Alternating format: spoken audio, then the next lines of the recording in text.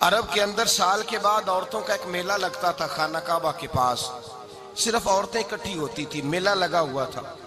ایک تورات جاننے والا یہودی عالم بھی آیا ہوا تھا، وہ بیویوں کے مجمع پہ نظر ڈال کے کہنے لگا، بیویوں مرد کا کام تو کوئی نہیں عورتوں کے مجمع میں بات کرنا، لیکن میں تمہیں ایک پیغام دینے لگا ہوں، اللہ کے آخری رسول جو مکے میں پیدا ہونے والے ان کے آنے کا وقت قریب آ گیا ہے۔ وہ بی بی بڑی خوش نصیب ہوگی جنہیں ان کی رفاقت ملے گی۔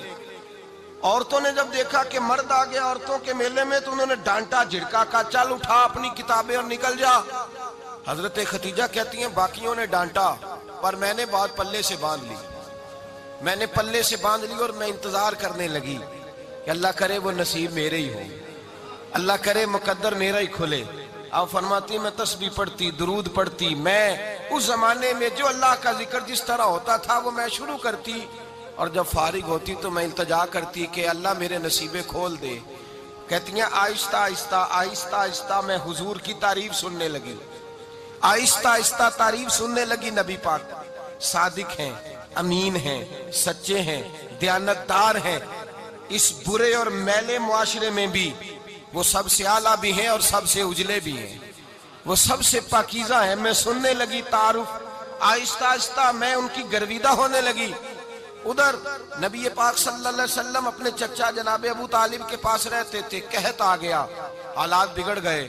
حضور سید عالم صلی اللہ تعالی علیہ وسلم سے چچا کہنے لگے بیٹے اگر مال تجارت لے کے شام جاؤ تو بڑا نفع کماؤ گے، ہمیں ضرورت بھی ہے، اور اگر ہو سکے تو ختیجہ کا مال لے کے جاؤ۔ نبی پاک نے کہا چچا میں نہیں کہوں گا کسی سے جا کے، میں نہیں کہتا کسی سے جا کے، جو میرے نصیب میں ہوگا میرا رب خود عطا فرمائے گا، میں نہیں کہوں گا۔ مصطفیٰ نے تو نہیں کہا۔ حضرت خدیجہ رضی اللہ تعالیٰ عنہ کہتی ہے میں نے خود اپنی خادمہ کو بھیجا، میں نے کہا جا کے پوچھو تو صحیح کہ میرا مال قبول ہوتا بھی ہے کہ نہیں، پوچھو۔ نبی پاک صلی اللہ علیہ وسلم سے پوچھا، حضرت خدیجہ کی خواہش ہے کہ آپ مال لے کے جائیں، حضور نے قبول کر لیا۔ جناب خدیجہ الکبریٰ رضی اللہ تعالیٰ عنہ کے غلام تھے، میسرہ ان کا نام تھا، جناب خدیجہ نے ان کو ساتھ بھیجا، فرمایا تین باتیں ارشاد فرمائی۔ ایک تو فرمایا سارا رستہ غور سے دیکھنا میرے نبی کے ساتھ کیا معاملات درپیش ہوتے ہیں، ابھی اعلان نبوت نہیں کیا، فرمایا ذرا غور کرنا، میرے مصطفیٰ کا مطالعہ کرنا اور مجھے واپس آ کے سبق سنانا، وہ جو تم نے چہرہ بددعا کی تلاوت کی ہو ذرا مجھے واپس آ کے سنانا۔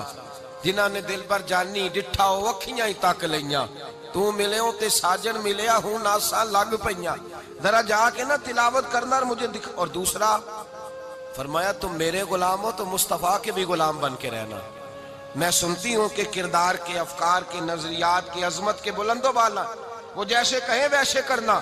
اور تیسری حضرت خدیجہ نے نصیحت فرمائی، فرمایا محمد ابن عبداللہ صلی اللہ علیہ وسلم کی رائے سے اختلاف نہ کرنا، یہ چلتے ہوئے معاہدہ کیا، جو وہ کہہ دے سو کر جانا۔ غلام کہتے ہیں میں ساتھ گیا، باتیں میں نے سن لی، لیکن جب سفر شروع ہوا نا ابھی چند منزلیں طے ہوئی تھی، میں نے کہا خدیجہ آپ نے کیا نصیحت کرنی تھی، ان کے ساتھ جو رہے گا وہ ان کا غلام ہی بن جائے گا، ان کے ساتھ جو رہے گا تو اجے میرا محبوب نہیں ڈٹھا جن ویکھ کے چن شرماوے، جے رکھے ہاتھ پھلاں وچ ہاتھ نال پھلا رل جاوے، تے ادھی راتی چن چڑھ جاندے جدوں جلوہ فرماوے۔ مایا جو بھی ساتھ رہتا غلام ہو جاتا۔ میسرہ کہتے میں گیا، تجارت شروع ہوئی، کہتے ہیں نبی پاک صلی اللہ علیہ وسلم جب منڈی میں پہنچے تو لوگ قسمیں اٹھا اٹھا کے مال بیچ رہے تھے۔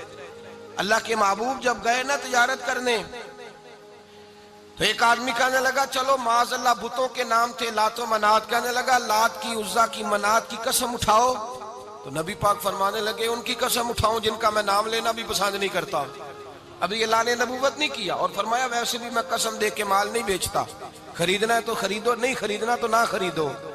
کہتے ہیں لوگ قسمیں اٹھا اٹھا کے پیچھے جاتے تھے، پر میرے نبی جس سے رخ پھیرتے تھے وہ نبی پاک کے پیچھے ہو جاتا تھا۔ ماتے کئی گنا زیادہ نفع کمایا۔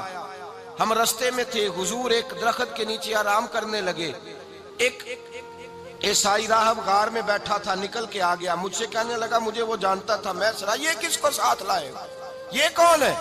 میں نے کہا اہل قریش کے ایک معزز آدمی ہے۔ کہنے لگے یار جس درخت کے نیچے یہ لیٹے ہوئے ہیں یہاں عام آدمی نہیں لیٹ سکتا، یہاں وہی لیٹے گا جو اللہ کا سچا رسول ہوگا۔ یہاں دوسرا کو لیٹ ہی نہیں سکا. یہ رسول ہے، ان کا خیال رکھنا. کاش میں اس وقت تک زندہ رہوں جب یہ نبوت کا اعلان کریں. میسرہ کہتے ہیں میں غلام ہو گیا. نبی پاک صلی اللہ علیہ وسلم کی ادائیں مجھے بھانے لگیں. جب واپسی پہ نکلے تو گرمی بڑی شدید تھی. فرماتے ہیں جب دھوپ تیز ہوتی تو بادل کا سایہ آ کے حضور پہ سایہ کر دیتا. بادل کا ٹکڑا نبی پاک پہ. اللہ جانے کہاں بیٹھ کے لوگوں نے کتابیں پڑھی ہیں جو کہتے ہیں 40 سال کے بعد نبی بنے تھے. پتہ نہیں کہاں بیٹھ کے کتابیں پڑھی ہیں. ہم نے تو جو سیرت پڑھی ہے وہ بتاتی ہے کہ تیری حیات پاک کا ہر لمحہ پیغمبر لگے، ہر لمحہ پیغمبر لگے. یہاں تو وہ لوگ جو کئی سال پہلے 20 اور 25 سال پہلے حضور سید عالم صلی اللہ علیہ وسلم کی رفاقت میں رہے، وہ اعلان کر لوگ پتہ نہیں کہاں بیٹھ کے کتابیں پڑھتے ہیں، کہاں بیٹھ کے. میرے نبی پاک سے صحابہ نے پوچھا حضور آپ کب نبی تھے؟ فرمایا ابھی آدم کی مٹی گوندی جا رہی تھی، ابھی آدم کی مٹی گوندی جا رہی تھی، میں تب بھی اللہ کا رسول تھا.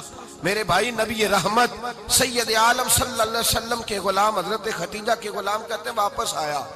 اور پہلے بھی کئی دفعہ حضرت ختیجہ کا مال گیا تھا، بڑے نفع آئے تھے، پر جو نفع اس سال آیا وہ پہلے کبھی نہیں آیا تھا. کہتے ہیں مجھ سے حضرت ختیجہ کی سہیلی بھی بیٹھی تھی، میں بھی آ گیا. اور جناب ختیجہ کی سہیلی کہنے لگی چل مال کے بارے میں کچھ بتا، کتنا بکا؟ میں نے کہا مال چھوڑو، مصطفیٰ کی سنو. اور پھر کہتی چلو ٹھیک ہے، بادل سایہ کرتا تھا، چلو ٹھیک ہے. تم سے راہب نے پوچھا تھا یہ صحیح ہے، انہوں نے تیری سارے رستے بڑی خدمت کی، تیرا بڑا خیال رکھا، پر یہ بھی بتا تجارت کیسے ہوئی؟ تو میسرہ کہنے لگا زندگی میں نے بھی ساری گزار دی ہے، پر اس رسول کے ساتھ 4 دن ہی گزارے ہیں. حد ہو گئی مجھ سے، اور کچھ نہ پوچھو، اور کچھ نہ پوچھو. آ میرے دل آمنہ کے لال کی باتیں کریں، اور کچھ نہ پوچھو، بس ذکر ان کا چھیڑیے ہر بات پر، اور چھیڑنا شیطان کا عادت کیجئے.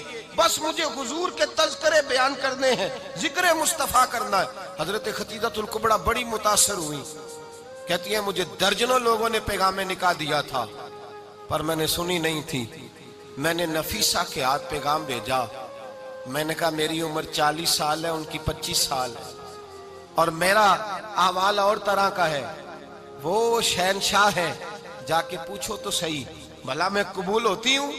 پوچھو. نفیسہ کہتی ہیں میں آئی تو وہ خاتون جن کے لیے لوگ بڑے بڑے قریش پیغام دیتے تھے، پیغام لے کے آئی. تو رسول پاک نے عجیب رنگ بیان کیا اپنی سیرت کا. جب میں پہنچی میں نے کہا ختیجہ نکاح کرنا چاہتی ہیں؟ نفیسہ کہتی ہے میرا خیال تھا کہ کوئی اور ہوتا تو کرسی سے اٹھ کھڑا ہوگا، فوراً کہے گا اچھا جلدی کرو بات کرو. جب میں نے آ کے کہا نا حضور ختیجہ نکاح کرنا چاہتی ہے، تو نبی پاک نے میری طرف دیکھا، فرمایا وہ کہتی ہے کہ تم کہتی ہو؟ کہا وہ کہتی ہیں. تو حضور نے فرمایا ٹھہر جاؤ، میں اپنے چچا سے پوچھ کے بتاؤں گا، میں مشورہ کروں گا، میں پوچھ کے بتاؤں گا. آج بچوں کو کچھ سبق بڑے یاد ہیں. کہتے ہیں پسند کی شادی کرنا حضرت صاحب ناجائز ہے؟ پسند کی شادی کرنا کوئی ناجائز ہے؟ اور میں نے کہا بھائی صرف ایک ہی جائز چیز رہ گئی اور کوئی شے جائز نہیں. یہ ایک ہی جائز چیز ہے جس کا فتویٰ سارے نوجوان پوچھتے پھرتے ہیں، سارے رانجے بنے پھرتے ہیں، مجنوں بنے پھرتے ہیں، سارے مئی وال ہو گئے. اللہ پاک کو ہدایت کی توفیق عطا فرمائے. سارے اس بری لت کا شکار ہو گئے. او بھائی نبی پاک سوائے خدا کے کسی کے پابند نہیں، لیکن میرے مصطفیٰ نے اپنی امت کو یہ درس دیا ہے کہ جو بڑوں کے شفقت کے سائے میں چلتا ہے اللہ اس کی مدد فرمایا کرتا ہے.